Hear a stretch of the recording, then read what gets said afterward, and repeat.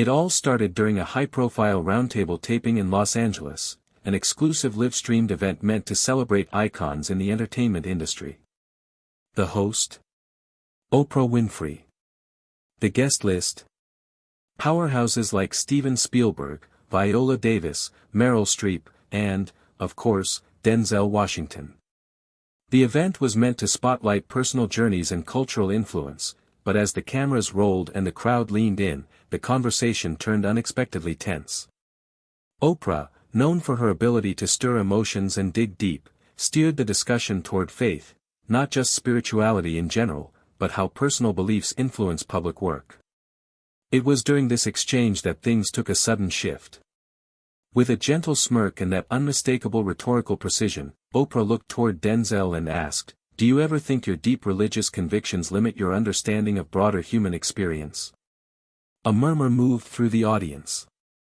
Denzel didn't flinch. He didn't raise his voice. But the stillness in his gaze was louder than applause. He leaned slightly forward, his fingers calmly interlocked on the table. "Let me tell you something," he began, his voice low but clear. "What you call limitations, I call foundation." A hush swept over the room, and the next words would leave a lasting mark. Denzel continued, his voice steady as if he were speaking directly to the heart of everyone watching, not just to Oprah. "You see, when everything else in this world shifts, money, fame, even people's opinions, my faith is the one thing that doesn't move," he said. "It's not a filter I see life through. It's the light that lets me see clearly at all." Across the room, some nodded. Others looked between Oprah and Denzel, sensing the gravity of the moment.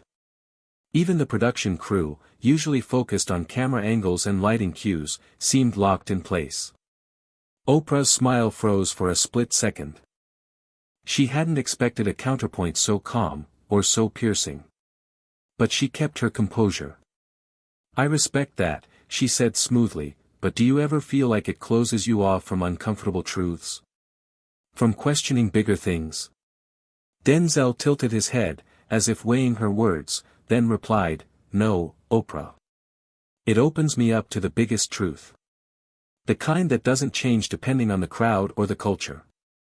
And the more I believe, the more I listen. The more I listen, the more I understand." You could hear a pin drop. Even the legendary Meryl Streep leaned back in her chair, eyebrows raised. Then Denzel added, almost like a quiet thunderclap, "Conviction doesn't mean intolerance. It means I've decided what I stand on, so I don't have to stand against anyone." That was when the applause started, soft at first, then rolling across the studio like a wave. Oprah said nothing. For the first time all night, she seemed truly speechless. Oprah blinked, lips parted as if forming a reply, but no words came. She glanced down at her note cards, then slowly set them aside. Denzel, still calm, offered her a respectful nod, as if to say your move, but it didn't come from ego. It came from quiet assurance. Viola Davis leaned forward, visibly moved. "That," she said, pointing gently toward Denzel, "is what grace under pressure looks like." Someone in the audience exhaled audibly. Cameras kept rolling, but the tone of the evening had shifted. What was supposed to be a carefully guided dialogue had become something more powerful, unscripted, raw, real.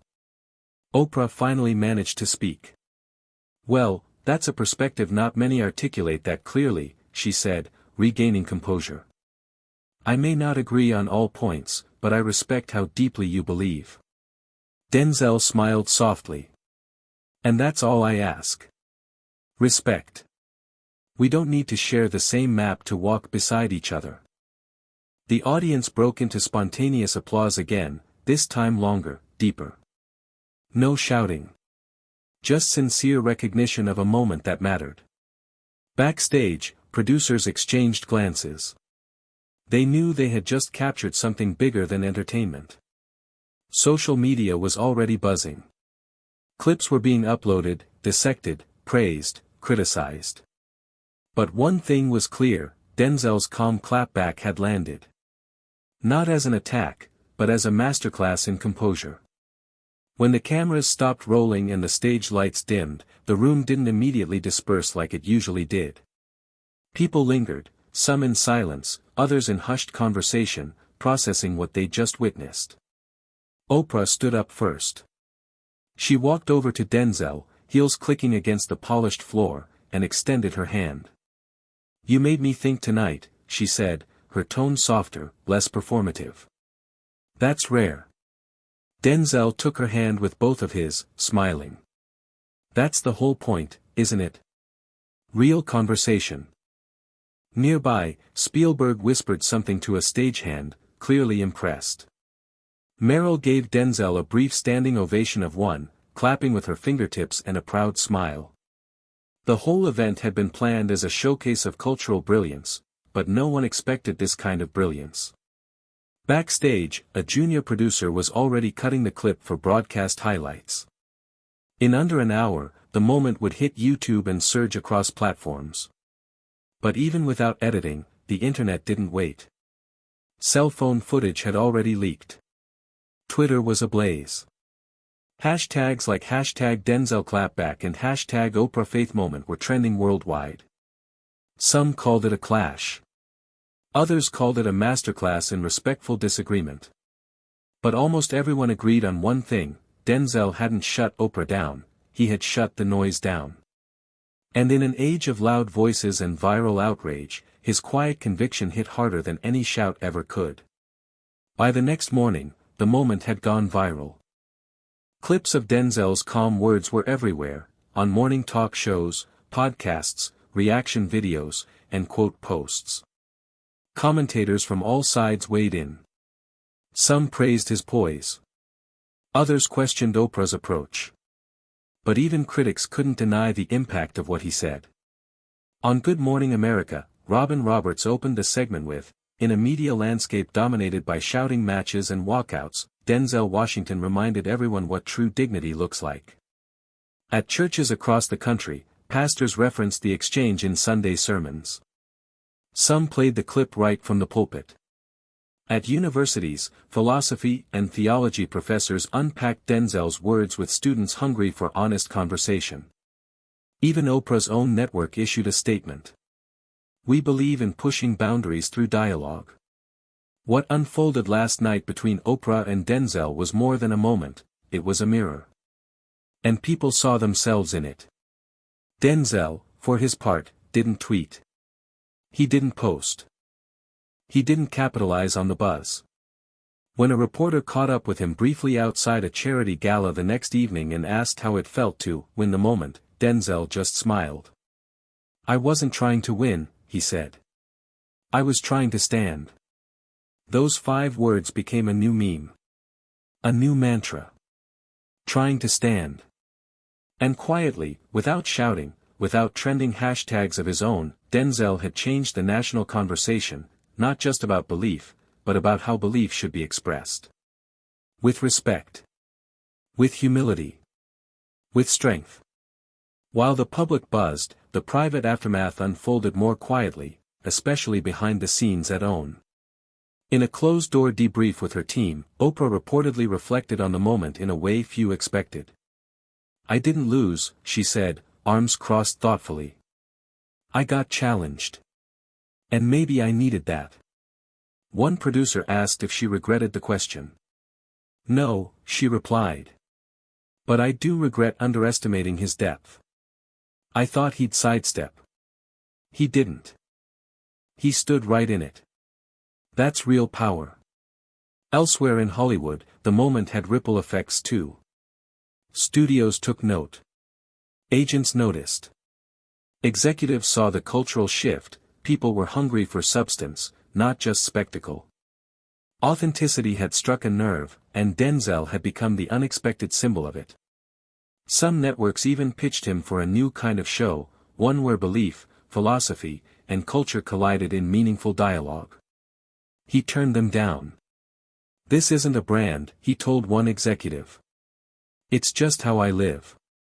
Back in his home office, away from the lights and headlines, Denzel sat in his reading chair, a well-worn Bible beside him. He wasn't watching the news. He wasn't scanning Twitter. He was writing a letter, to his son. Not about fame. Not about power. But about how silence can be louder than applause. And how standing firm doesn't require standing over someone else. Denzel's pen moved slowly, deliberately across the page. The letter to his son wasn't meant to be profound or poetic, it was just real. Son, in this world, people will test your faith, sometimes softly, sometimes with fire. Don't flinch. Don't fight to be louder. Just stand. And let how you carry yourself say more than any comeback ever could. He paused, tapping the pen against the edge of the desk, then continued, respect isn't earned in the noise. It's earned in the stillness, when the whole room is watching and you refuse to lose your peace just to prove your point. He folded the letter and placed it in a small wooden box, labeled Legacy. Inside were other letters, lessons, reflections, promises he made to himself and to God. That's what mattered to him, not viral clips or trending debates.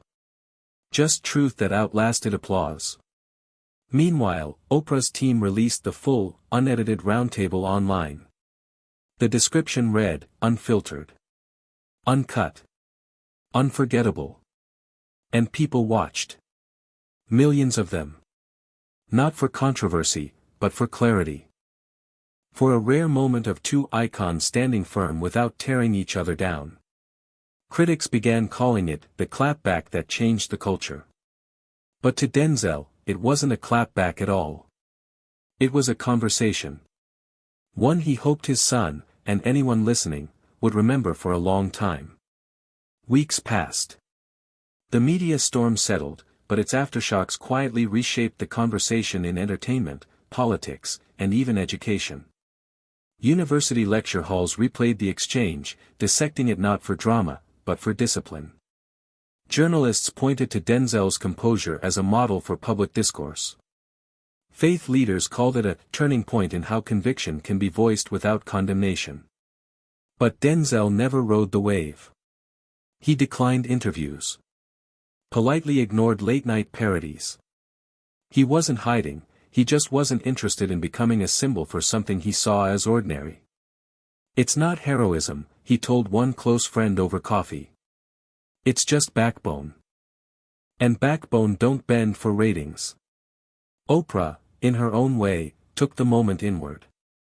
During a keynote at a leadership summit in Atlanta, she referenced the exchange, without naming it. Sometimes, she said, we ask questions thinking we know the answers.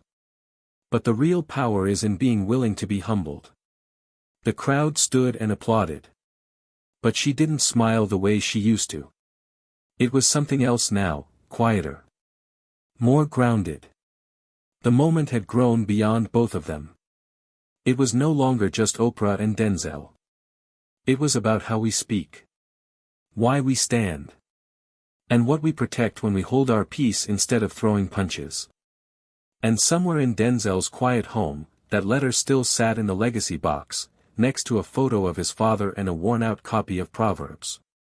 Because legacy isn't what you leave on camera. It's what you leave in people. Months later, in a high school classroom in Newark, New Jersey, a young teacher played the clip for her seniors. She paused it right at the moment Denzel said, conviction doesn't mean intolerance. It means I've decided what I stand on, so I don't have to stand against anyone.